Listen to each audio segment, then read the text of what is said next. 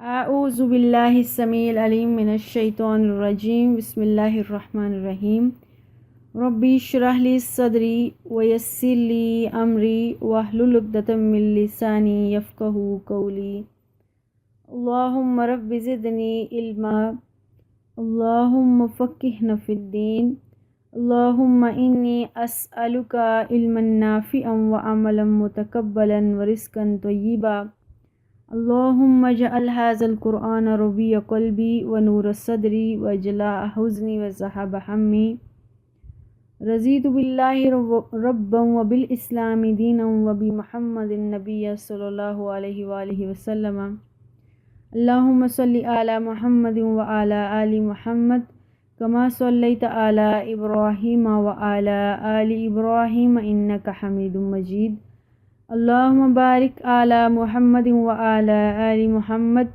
کما بارکت علی ابراہیم وعلی آل ابراہیم انک حمید مجید آمین یا رب العالمین۔ لاسٹ ٹائم ہم نے سورہ البقرہ کمپلیٹ کی تھی۔ الحمدللہ آج ہم سورہ آل عمران پڑھیں گے۔ سورہ آل عمران کا مطلب ہے عمران کا خاندان اور عمران کا کنبہ، اور یہ مدنی سورہ ہے۔ اور ہم پہلے بھی کئی دفعہ یہ بات ڈسکس کر چکے ہیں، جتنی بھی مدنی سورہ ہوتی ہیں ان میں توحید بھی ہوتی ہے، اس میں نظام زندگی بھی ہوتی ہے، آئلی زندگی کے احکامات بھی ہوتے ہیں، لین دین کے، تجارت کے، ایوری تھنگ، کیونکہ مدینہ میں جا کے رسول اللہ صلی اللہ علیہ وسلم ایک گورنر کی حیثیت سے تھے اور مسلمانوں کی ایک اسلامی ریاست بن چکی تھی۔ ایک ریاست میں رہنے والے عوام کو جن چیزوں کی ضرورت ہو سکتی ہے وہ مدنی سورہ میں ہمیشہ سے اللہ سبحانہ وتعالی بیان کرتے ہیں۔ یہ سورہ بھی مدنی ہے، اس کی 200 آیات ہیں اور رکوع اس کی 20 ہیں، اور اس سورت کی فضیلت بھی بہت زیادہ ہے۔ رسول اللہ صلی اللہ علیہ وسلم نے سورہ البقرہ اور سورہ آل عمران کو الزہراوین کہا ہے، یعنی 2 جگمگانے والی صورتیں، اور آپ نے امت کو اس کے پڑھتے رہنے کی ترغیب بھی دی، فرمایا کہ انہیں پڑھتے رہا کرو۔ قیامت کے دن یہ اس حال میں آئیں گی جیسے کہ 2 بادل ہوتے ہیں، یا 2 سائبان ہوتے ہیں، یا پرندوں کے 2 جھنڈ ہوتے ہیں، اور یہ دونوں صورتیں اپنے پڑھنے والوں کی طرف سے اللہ تعالیٰ سے ان کی مغفرت کے لیے جھگڑا کریں گی۔ مسلم شریف میں یہ کتاب الصلاۃ میں لمبی چوڑی تفصیل کے ساتھ حدیث ہے جس کا میں نے مفہوم بتایا ہے۔ شروع کرتے ہیں اس سورت کو۔ بسم اللہ الرحمن الرحیم۔ الف لام میم۔ الف لام میم حروف مقطعات، اللہ کے علاوہ ان کے مطلب اور کوئی نہیں جانتا اور نہ ہی ہمیں اس میں پڑھنا چاہیے۔ اللہ لا الہ الا هو الحی القیوم، اللہ کے سوا کوئی معبود نہیں ہے، الحی وہ زندہ ہے، القیوم اور وہ ہر چیز کو تھامے ہوئے ہے، قائم رکھے ہوئے ہے۔ اس پہلی ہی آیت سے سورہ آل عمران سے اللہ سبحانہ وتعالیٰ میں یہ بتانا چاہ رہے ہیں کہ حقیقی الہ صرف اللہ ہے، اور جو الہ ہوتا ہے، معبود ہوتا ہے، اس میں یہ کوالٹیز ہوتی ہیں، وہ ہمیشہ زندہ ہوتا ہے، ہمیشہ زندہ رہتا ہے، اور وہ قائم و دائم ہوتا ہے خود بھی، اور پوری کائنات کے انتظام کو سنبھالنے والا ہوتا ہے، اس کے نظام میں پوری قدرت رکھتا ہے، وہ جس طرح چاہے نظام کو چینج کر سکتا ہے، بدل سکتا ہے، قائم رکھا ہوا ہے۔ اس کے برعکس دوسرا کوئی بھی الہ ہو، اس کو ہمیشگی کی زندگی، ہمیشہ رہنے کی قوت اس کے پاس نہیں ہوتی ہے، اس میں کوئی اختیار نہیں ہوتا، یعنی یہ مان لو کہ اللہ کے علاوہ کوئی الہ ہے ہی نہیں۔ نزل علیک الکتاب بالحق، اے نبی تجھ پر اس کتاب کو اللہ تعالیٰ نے بالکل سچا اتارا ہے۔ مصدقا لما بین یدیہ، یہ کتاب جو آپ سے پہلے کتابیں آئی ہیں اس کو سچا کہتی ہیں۔ وَأَنزَلَ التَّوْرَاةَ وَالْإِنجِيلَ، اور اللہ تعالیٰ نے تورات اور انجیل اتاری۔ یہ کتاب یعنی قرآن، اب قرآن آنے سے پہلے جتنی بھی کتابیں اتری ہیں یا صحیفے اترے ہیں یا کوئی بھی احکامات اللہ نے رسولوں پر اتارے ہیں، یہ سارے احکامات کو، ساری کتابوں کو سچا کہتی ہے۔ جیسے کہ تورات حضرت موسیٰ علیہ السلام پر اتری، انجیل حضرت عیسیٰ پر اتری، زبور حضرت داؤد علیہ السلام پر اتری، اس طرح سے حضرت ابراہیم علیہ السلام کو اللہ سبحانہ وتعالیٰ نے صحیفے دیے۔ اس کے علاوہ نبیوں کو، رسولوں کو اللہ نے جو بھی احکامات دیے ہیں، قرآن ان کو سچا کہتا ہے۔ من قبل ھدی للناس، اس سے پہلے، قرآن آنے سے پہلے جو کتابیں اتری تھیں وہ بھی انسان کی ہدایت کے لیے اتری تھی۔ وَأَنزَلَ الْفُرْقَانَ، پھر اللہ تعالیٰ نے فرقان یعنی قرآن کو نازل کیا۔ یہ سچ اور جھوٹ میں، حق اور باطل میں فرق کرنے والی ہے، اور یہ کتاب ساری کتابوں کا نچوڑ ہے۔ جو اس کے اندر باتیں ہیں پہلی ساری کتابوں میں وہ باتیں نازل ہو چکی ہیں۔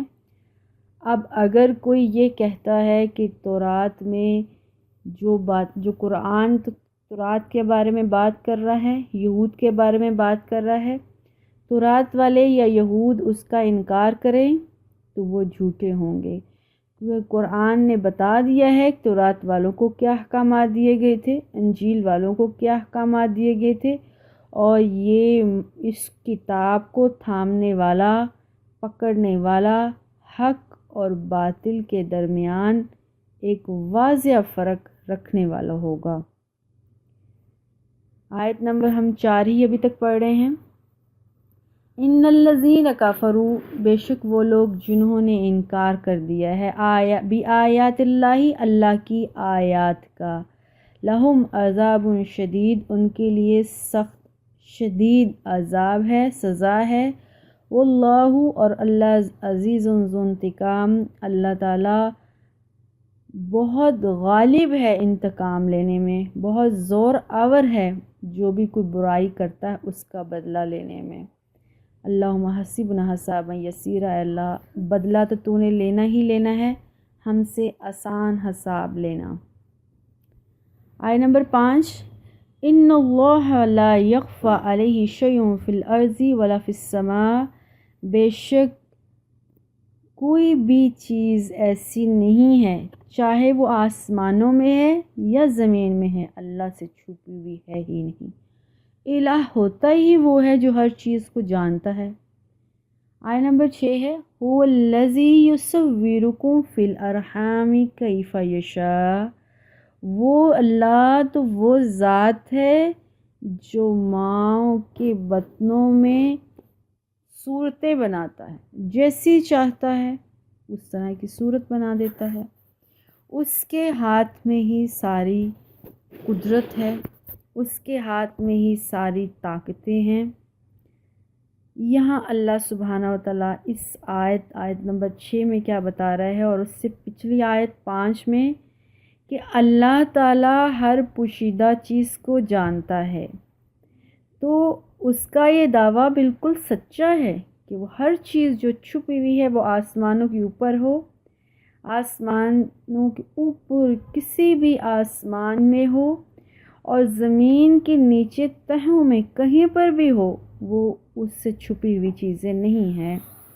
اور اس کے علاوہ سب سے تارین جگہ جو ہوتی ہے وہ ہستی ماں کے رحم ہوتا ہے۔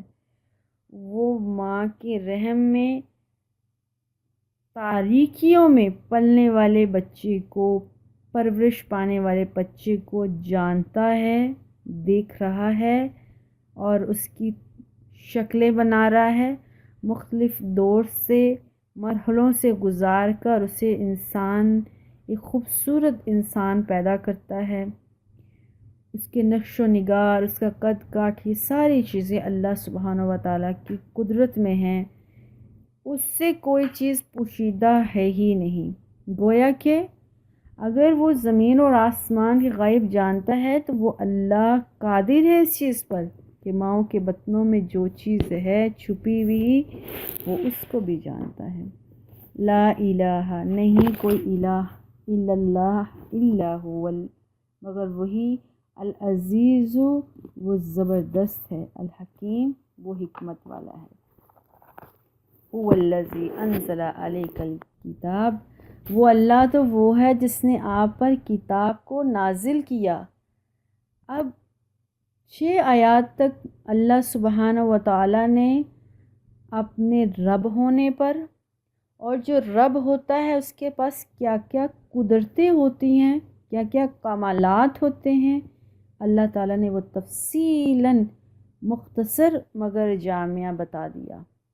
اور پھر کہا هو الذی انزل علیک الکتاب، اللہ تعالیٰ نے اس کتاب کو نازل کیا، اور اس کتاب کو جب نازل کیا تو آیات و محکمات ہن الکتابی، اس کتاب میں کچھ محکم واضح صاف صاف آیات نازل کی، اور یہی اصل کتاب ہیں، یہ کتاب کی اصل بنیاد ہیں۔ وَأُخَرُ مُتَشَابِہَاتٌ، اور کچھ متشابہات بھی ہیں اس میں، مثلا کچھ چھپی ہوئی بھی چیزیں ہیں جن کو انسانی عقل تلاش نہیں کر سکتی ہے ان کے مطلب۔ محکم اور متشابہات کیا ہوتا ہے؟ محکم حدیث میں آتا ہے الحلال بین و حرام بین، حلال بھی واضح ہے اور حرام بھی واضح ہے، اور اس کے درمیان کچھ امور ہیں جو متشابہات ہیں۔ قرآن میں اللہ تعالیٰ نے حلال چیزیں کیا کیا ہیں بالکل واضح بتایا، یہاں تک کہ کھانے پینے کے مسائل بھی سمجھائے، یہ حلال ہیں، ایگزیکٹلی حلال ہیں، یہ بالکل حرام ہیں۔ کچھ آیات متشابہات ہیں، یعنی غیر واضح ہیں، انسانی عقل اس کی اصل تک نہیں پہنچ سکتی، اس کی پہنچنے پر انسانی عقل کا ادراک ہی نہیں ہے، اس کی دسترس ہی نہیں ہے۔ فار ایگزامپل اللہ سبحانہ و تعالیٰ کہہ رہے ہیں الف لام میم، اس صورت کے شروع میں ہی ایسے حامیم، یاسین، یہ ایسے ورڈز ہیں جن کے مطلب اللہ کے علاوہ جانتے ہی نہیں کوئی، اور ان کے پیچھے پڑھنے کی ضرورت بھی نہیں۔ اور پھر کچھ اور آیات ہیں جیسے ثم استوی علی العرش، اللہ تعالیٰ عرش پر مستوی ہو گئے، اللہ عرش پر چلے گئے، بیٹھ گئے۔ الرحمن علی العرش استوی، اللہ جو ہے وہ عرش پر ہے۔ اب اللہ تعالیٰ کا عرش کیسا ہے؟ وہ وسیع کرسی السماوات والارض، اس کی کرسی جو وہ آسمانوں اور زمین تک پھیلی ہوئی ہے، وہ کرسی کیسی ہوگی؟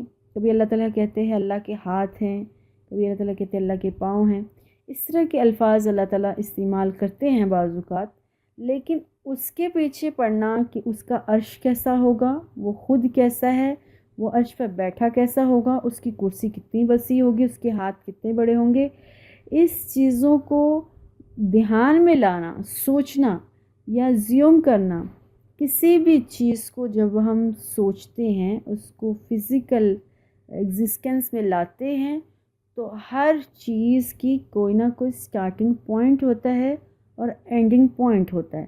فار ایگزامپل ہم کہتے ہیں وسیع کرسی السماوات، اب سوچنے بیٹھ جاتے ہیں اللہ تعالیٰ کی کرسی آسمانوں اور زمین پر، تو کچھ کرسی کی ایک نقشہ دماغ میں لاتے ہیں، کتنی بھی کرسی بڑی ہم کیوں نہیں دماغ میں بنا لیتے، کرسی کا ایک سٹارٹنگ پوائنٹ اور ایک اینڈنگ پوائنٹ ہے، اور جو سٹارٹ ہو کہیں سے اور اینڈ ہو وہ اللہ نہیں ہو سکتا، اللہ تو لا محدود ہے۔ اس کا ادراک کرنا، اس کو اس طرح سے سوچنا، یہ صحیح بات نہیں۔ کرسی سے مراد کیا ہے؟ بادشاہت، اس کی بادشاہت کا ڈھنکا زمین اور آسمان پہ بجتا ہے۔ تو اس طرح کی چیزوں کے پیچھے متشابہات میں ڈھونڈنا، گم ہو جانا، یہ صحیح بات نہیں ہے۔ کیوں؟ اسی آیت 7 نمبر آیت ہے سورہ آل عمران، آیت نمبر 7 میں اللہ کیا کہہ رہے ہیں؟ فَأَمَّا الَّذِينَ فِي قُلُوبِهِمْ زَيْغٌ، بس وہ لوگ جن کے دل میں کیڑا پن ہے، کجی ہے، بیماری ہے، فَيَتَّبِعُونَ مَا تَشَابَهَ مِنْهُ ابْتِغَاءَ الْفِتْنَةِ، وہ لوگ جو متشابہات ہیں، جو چھپی ہوئی چیزیں ہیں جن کے پیچھے پڑنے کی ضرورت ہی نہیں تھی، ان کو ڈھونڈتے ہیں۔ وابتغاء تأویل، اور وہ اس کی تعویل، اس کی تفسیر، اس کے معنی کے اندر ڈوبنے کی کوشش کرتے ہیں، اس میں سے علم لینے کی کوشش کرتے ہیں۔ جو اصل قرآن اترا ہے، جو احکامات اترے ہیں، ان کو تلاش نہیں کیا جاتا، ان میں ڈوبا نہیں جاتا، اس کے اوپر عمل نہیں کیا جاتا، اور چیزوں کے مطلب نکالے جاتے ہیں، اور چیزوں کے مطلب دیکھے جاتے ہیں۔ ایسے لوگ خود بھی بہک جاتے ہیں اور دوسروں کو بھی بہکانے کی کوشش کرتے ہیں۔ قرآن نے بالکل واضح واضح احکامات دیے ہیں، یہ کرو، یہ نہ کرو، جو کرنے والے ہیں ان کو کر لو، جن سے رکنا ہے ان سے رک جاؤ، یہی اصل میں دین ہے، یہی اللہ کے نبی کی پیروی اور اللہ کی پیروی ہے۔ هو الذی، آیت نمبر 7 شروع سے پھر پڑھ رہی ہوں۔ هو الذی انزل علیک الکتاب منہ آیات محکمات ہن الکتاب واخر متشابہات فاما الذین فی قلوبہم زیغ فیتبعون ما تشابہ منہ ابتغاء الفتنۃ وابتغاء تأویلہ۔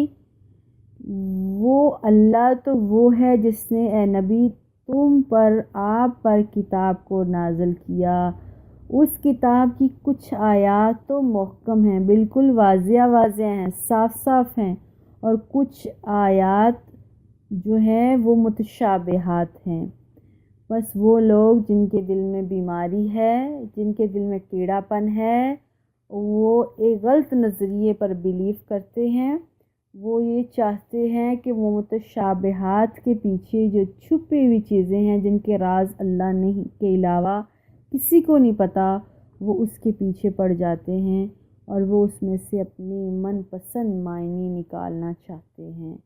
وما یعلم تاویلہ الا اللہ، اللہ کے علاوہ ان کی تعویل، ان کا مطلب کوئی جان ہی نہیں سکتا۔ والراسخون فی العلم یقولون آمنا بہ، جو علم میں پختہ ہیں وہ کیا کہتے ہیں؟ ہم یہ جو اللہ تعالیٰ نے متشابہات آیات اتاری ہیں، ہم ان پر بس ایمان لے آئے، ہمارا مقصد صرف ایمان لانا تھا۔ کل من عند ربنا، ہر چیز اللہ کی طرف سے ہے۔ وما یذکر الا اولو الالباب، اس قرآن سے سبق وہی سیکھتے ہیں جو عقل والے ہیں، جو عقل رکھتے ہیں۔ وہ لوگ جو راسخ ہے علم میں، وہ کیا کہتے ہیں؟ دعائیں کرتے ہیں، ربنا، اے ہمارے رب، لا تزغ، آیت نمبر 8 ہے، ربنا لا تزغ قلوبنا بعد اذ ہدیتنا، اے اللہ ہمارے دلوں میں ہدایت ڈالنے کے بعد اس ہدایت کو کھینچ مت لینا، اس ہدایت سے کہیں ہٹ نہ جائے ہم، اور ہٹنے کے بعد ہمارا دل کہیں ٹیڑھی راہوں پر نہ چل پڑے۔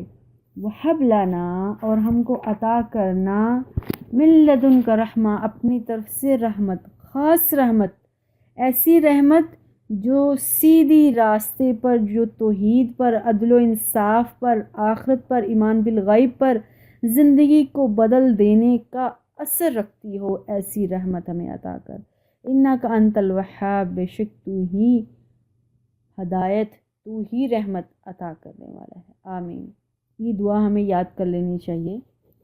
آیت نمبر 9 ہے، ربنا انکا، اے اللہ، اے ہمارے رب، بے شک تو ہی جامع الناس، لوگوں کو اکٹھا کرنے والا ہے، لیوم لا ریب فیہ، اس دن جس دن کے اندر کوئی شک ہی نہیں ہے، وہ دن آنے ہی آنا ہے۔ ان اللہ لا یخلف المیعاد، بے شک اللہ تو اپنے وعدے کے خلاف نہیں کرتا۔ وہ لوگ اللہ کو یہ بتا رہے ہیں، اے اللہ ہمیں پتہ ہے ایک دن آنا ہے جس دن ساروں کو جمع کیا جانا ہے، تو نے وعدہ کیا ہے، تیرا وعدہ کبھی جھوٹا ہوتا نہیں، اے اللہ ہمیں بچا لینا اس دن بھی برباد ہونے سے، اس دنیا میں بھی برباد ہونے سے بچا لینا۔ آیت نمبر 10 ہے، ان الذین کفروا، بے شک وہ لوگ جنہوں نے انکار کر دیا ہے، یا جنہوں نے کفر کیا ہے، لن تغنی عنہم اموالہم، ان کے مال ان کے کچھ بھی کام نہیں آ پائیں گے، ولا اولادہم من اللہ شیئا، نہ ہی ان کی اولادیں ان کے کچھ بھی کام آئیں گی، وَأُولَئِكَ هُمْ وَقُودُ النَّارِ، اور یہ آگ میں جانے والے ہوں گے، یہی لوگ آگ کا ایندھن ہوں گے۔ اللہم لا اجعلنا منہم، اللہم حسبنا حسابا یسیرا۔ کداب آل فرعون، ان کا معاملہ بھی ویسے ہوگا جیسے فرعون والوں کا ہوا تھا، والذین من قبلہم، اور جو ان سے پہلے لوگوں کا معاملہ ہوا تھا۔ کون کون لوگ تھے؟ آل فرعون، اور فرعون سے پہلے جتنے بھی فرعون بنے پھرتے تھے وہ کرتے کیا تھے؟ کذبوا بآیاتنا، وہ اللہ کہتا ہے وہ ہماری آیات کا انکار کرتے تھے، پھر ہم نے ان کے ساتھ کیا کیا؟ فأخذہم اللہ بذنوبہم، ہم نے ان کے گناہوں کی وجہ سے ان کو پکڑ لیا۔ اللہم لا اجعلنا منہم، اے اللہ ہمیں ان لوگوں میں سے مت کرنا۔ واللہ، اور اللہ شدید العقاب، سخت سزا دینے والا ہے۔ یہ اللہ سبحانہ وتعالیٰ پہلے ہی مدینہ کے جو یہود ہیں، منافقین ہیں، مشرکین ہیں، اور جو غیر اسلام لوگ ہیں ان کو نصیحت فرما رہے ہیں ان 2 آیات میں، 9 اور 10 میں، اور آگے 11 میں کیا بتا رہے ہیں اللہ سبحانہ وتعالیٰ کہ جو آل فرعون، جو سمود، جو عاد اور جو پہلی قوموں کے ساتھ حشر ہوا تھا، یعنی اللہ نے ان کو تباہ و برباد کر دیا تھا، تم ان کا نام و نشان نہیں دیکھ رہے ہو، وہی حشر کہیں تمہارے ساتھ نہ ہو۔ ان کا گناہ کیا تھا؟ انہوں نے کفر کیا تھا، وہ گناہوں کی پاداش میں گھیرے ہوئے تھے۔ اللہ سبحانہ وتعالیٰ نے ان کو جو اللہ کے خلاف کھڑے ہو گئے تھے شدید عذاب دیا۔ اب تم ان میں سے کسی کو دیکھ نہیں پا رہے ہو، اور نہ صرف اللہ نے ان کو سخت سزائیں دی بلکہ اس قوموں کو عبرت کا نشان بنا دیا رہتی دنیا تک، کہیں تمہارا وہ انجام نہ ہو۔ ابھی بھی باز آ جاؤ، اسلام دشمنی سے دور ہٹ جاؤ، اسلام کے خلاف محاذ آرائیاں نہ کرو، کہیں وہی حساب تمہارا نہ ہو۔ اے کافرو، اے مشرکو، یہود، نصارہ، سب کو اللہ سبحانہ وتعالیٰ اعلان کر رہے ہیں کہیں تمہارا انجام ان لوگوں کی طرح نہ ہو۔ آیت نمبر 12 ہے، کل، اے نبی ان کو کہہ دیں، الذین کفروا، کن کو کہنا ہے؟ جنہوں نے کفر کیا ہے، جو کافر ہیں، ستغلبون وتحشرون الی جہنم، ان قریب یہ مغلوب ہو جائیں گے، یہ ہار جائیں گے، اور یہ جہنم کی طرف دھکیلے جائیں گے، زبردستی جہنم کی طرف بھیجے جائیں گے۔ وبئس المہاد، اور جہنم تو بہت برا ٹھکانہ ہے۔ یہ دراصل اس آیت کی روح سے اللہ تعالیٰ نے تمام کافرین کو، خاص طور پر جو مدینہ کے یہود تھے ان کو مخاطب کیا تھا۔ جب اللہ تعالیٰ نے جنگ بدر میں مسلمانوں کو عظیم فتح عطا کی تو اس سے متاثر ہو کے عبداللہ بن ابی جو کافر تھا، یہودی تھا، اور اس نے اپنے ساتھیوں سمیت اسلام قبول کر لیا، کیونکہ اس کو لگ رہا تھا کہ اس نے جا کے یہودیوں کو بھی یہی کہا تھا کہ اے یہود اسلام قبول کر لو، اسی میں حافیت ہے، ورنہ تمہارا حشر مشرکین مکہ والا ہوگا۔ یہ آیت اس بات کو ثابت کرتی ہے، حدیث کی اس بات کو، کہ یہ آیت غزوہ بدر کے بعد نازل ہوئی تھی۔ تو غزوہ بدر میں جو مشرکین مکہ کا حشر ہوا تھا، مشرکین مکہ 1000، مسلمان صرف 313، اور بڑے اچھے طریقے سے مسلمان فتح پا گئے، اور ان کے سردار ابو جہل کو بھی موت آ گئی، اس میں وہ بھی مارا گیا، 2 چھوٹے بچوں کے ہاتھوں، ایک سردار معاذ اور معوذ کے ہاتھوں قتل ہو جاتا ہے۔ یہ کفر کی، مشرکین کی بہت بڑی ہار تھی۔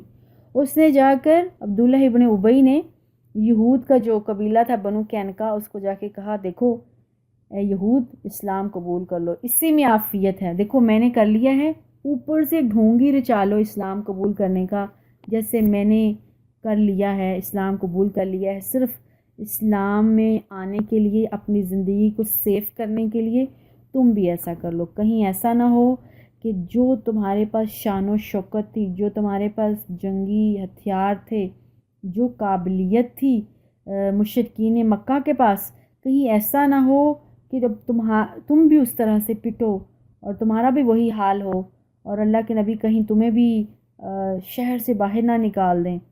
تو پھر ایسے ہی ہوا آگے کہ اللہ کے نبی نے اللہ کے حکم سے یہود کے اس قبیلے کو، بنو قینقاع کو جلا وطن کر دیا تھا، یعنی مدینہ سے باہر نکال دیا تھا۔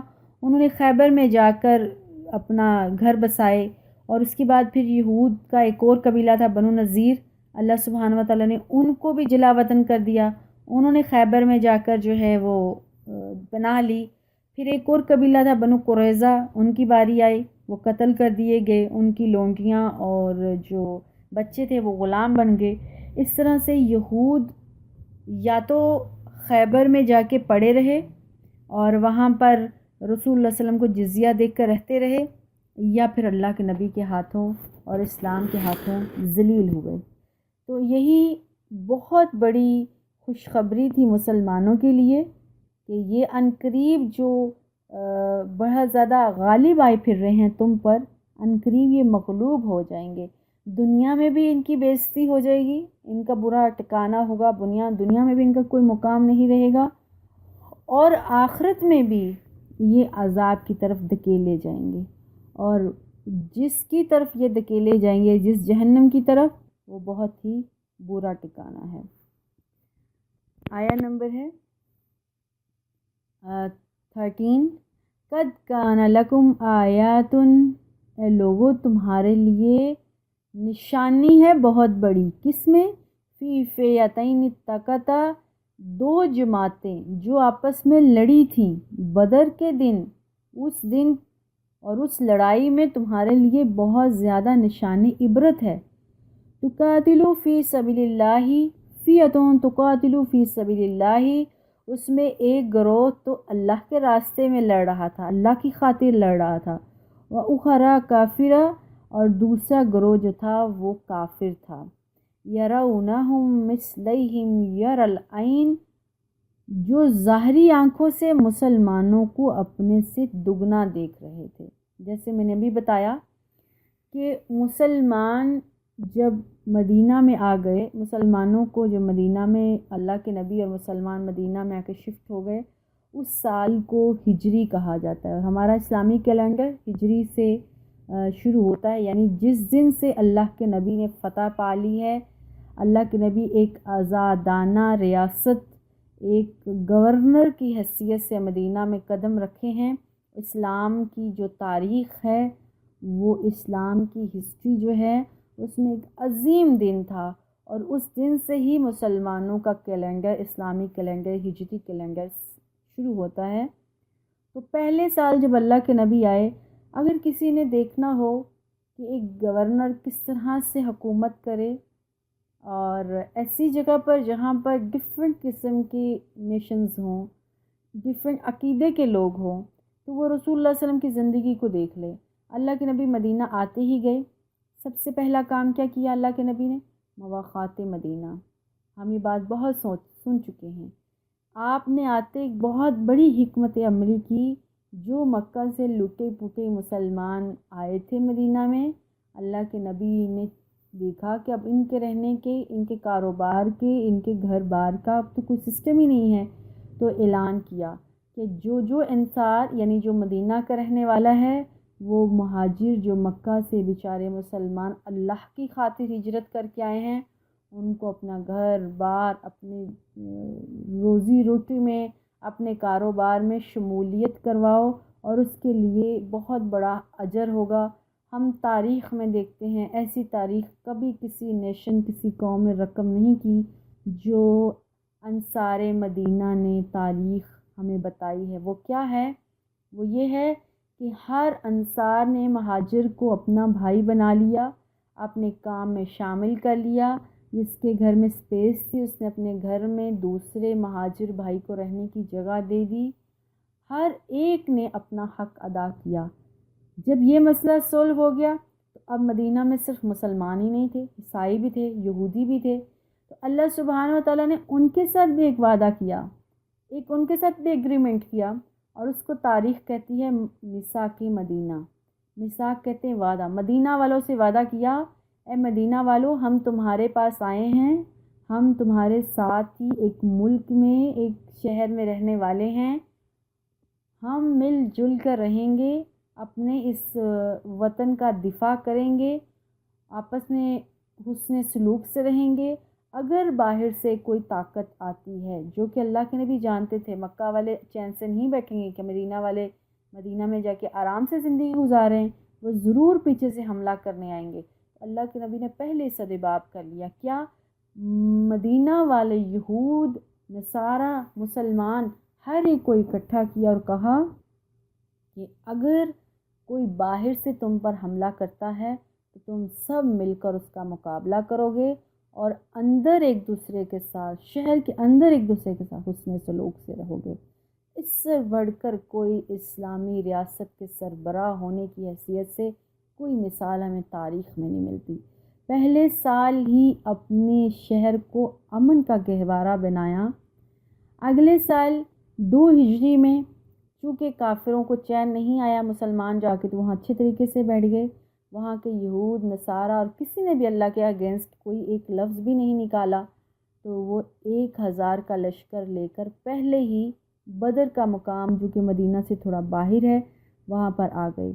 ہم تاریخ میں دیکھتے ہیں انہوں نے کافی چلاکی کی، چونکہ مسلمانوں کو تبھی پتہ بھی نہیں تھا، وہ پہلے ہی آ گئے، اور انہوں نے آ کر یہ ابھی جو ہم آیت نمبر 13 پڑھ رہے ہیں، یہ بدر کا سارا اس کے اندر قصہ ہے، واقعہ ہے، جو کہ میں بتا رہی ہوں کہ آتے ہی انہوں نے پہلے ایک ایسی جگہ کا انتخاب کیا جو کہ مٹی والی جگہ تھی، اور جس کی جب وہ لڑیں گے تو ان کی بیک پہ، کافر جب لڑیں گے تو سورج ان کی بیک پہ ہوگا، یعنی آنکھوں میں سورج نہیں پڑے گا، اور مسلمانوں کے لیے وہ جگہ چھوڑ دی جو ریتلی تھی، تاکہ مسلمانوں کے پاؤں زمین میں ریت میں دھنس جائیں، اور مسلمانوں کی آنکھوں کے سامنے بالکل سورج ہو۔ سورج جب مسلمان لڑائی کریں گے تو سورج ان کے سامنے ہوگا، اس طرح سے مسلمان لڑائی صحیح طور پر نہیں کر پائیں گے۔ چنانچہ اللہ کے نبی کو پتہ چلا، آپ نے سارے مسلمانوں کو اعلان کیا، صرف 313 مسلمان 1000 کے مقابلے میں تیار ہوئے، جن کے پاس نہ تو کوئی عظیم جنگی سامان تھا، نہ کوئی گھوڑے تھے، نہ کوئی اونٹ تھے، تھوڑا بہت جو سامان تھا وہ لے کر جب میدان میں پہنچے تو ساری رات اللہ کے نبی دعائیں کرتے رہے، اور سورہ البقرہ کی جو آخری آیات ہیں وہ پڑھتے رہے، اور اللہ تعالیٰ سے دعا کرتے رہے، اے اللہ اگر یہ مٹھی بھر مسلمان آج اس صفحہ ہستی سے ختم ہو گئے تو قیامت تک تیرا نام لینے والا یہاں کوئی نہیں رہے گا۔ یعنی اس وقت صرف مسلمان اس پوری دنیا میں ہیں تو وہ صرف 313 ہیں، اور اگر یہ بھی نہ بچے تو پھر کوئی تیرا نام لینے والا نہیں ہوگا۔ ساری رات دعاؤں کے بعد اللہ سبحانہ وتعالیٰ نے اپنے نبی کی دعا کو سنا، رد نہیں کیا، اور بارش ہو گئی۔ جب بارش ہوتی ہے تو نیکسٹ ڈے ہمیشہ جو ہے وہ سورج تھوڑا دھیما رہتا ہے، اگلے دن سورج بہت ہلکا ہلکا نکلا، اور جو ریت والی جگہ تھی وہ بیٹھ گئی، اور جو مٹی والی جگہ جن کو کفار نے چوز کیا تھا وہ پھسلنے والی ہو گئی، اور اللہ تعالیٰ نے آسمان سے 3000 کا لشکر بھیجا فرشتوں کا، ان میں سے کچھ انسانی شکل میں تھے، کچھ انسانی شکل میں نہیں تھے۔ اب یہاں پر یہ جو بات ہو رہی ہے آیت نمبر 13 میں، یرونہم مثلیہم رأی العین، مسلمان جا کے گھبرا گئے وہاں پر، تو ہم تو بہت تھوڑے ہیں، کافر اتنے زیادہ ہیں، تو اللہ نے کیا کیا، کافروں کی آنکھوں میں مسلمانوں کو ڈبل کر کے دکھایا، یعنی کافروں کو ایسے نظر آیا جیسے مسلمان بہت بڑی تعداد میں ہیں، حالانکہ مسلمان بہت تھوڑے تھے، تاکہ کافر پہلے ہی ڈر جائیں، روم میں آ جائیں اور جنگ ہار جائیں۔ واللہ یؤید بنصرہ من یشاء، اللہ جس کے ساتھ چاہتا ہے اپنی مدد کا وعدہ کرتا ہے، اور اللہ تعالیٰ نے اپنے رات بھر جو میرے نبی دعائیں کرتے رہے اس وقت اپنے مدد کا وعدہ کیا تھا، اور وہ مدد کے وعدے کے چکر میں اس جو مدد کا وعدہ کیا تھا اللہ کے نبی کے ساتھ، اس کے ساتھ اللہ نے اپنے اس میدان میں اپنے 3000 کے لشکر جو فرشتوں کا تھا وہ بھیجا۔ صحابہ رضی اللہ تعالیٰ عنہم کہتے ہیں کہ کچھ لوگ تو ہم نے مرد دیکھے جو کہ جنگ کر رہے تھے، ایسے تھے جو ہم نے پہلے کبھی دیکھے نہیں تھے، لیکن ہم چونکہ لڑائی کر رہے تھے اس پر غور نہیں کیا کہ یہ کون ہے کون نہیں۔ اور کئی دفعہ تو ایسا تھا کہ ہم تلوار لے کر دشمن کی طرف ابھی جا ہی رہے ہوتے تھے تو وہ ہم سے پہلے ہی گر کے کٹ کر نیچے گر جاتا تھا، یعنی فرشتے ان کے ساتھ لڑائی کر رہے ہوتے تھے۔ تو وَاللَّهُ يُؤَيِّدُ بِنَصْرِهِ مَن يَشَاءُ، اللہ جس کو چاہتا ہے اپنی مدد کا وعدہ جس کے ساتھ کرتا ہے اس کو پھر اپنی مدد کرتا بھی ہے۔ ان بے شک فی ذالک، اس میں لعبرۃ لأولی الابصار، دیکھنے والوں کے لیے، عبرت رکھنے والوں کے لیے، غور و فکر کرنے والوں کے لیے بہت بڑی نشانیاں ہیں، بہت بڑے مقامات ہیں سوچ کے فکر کے۔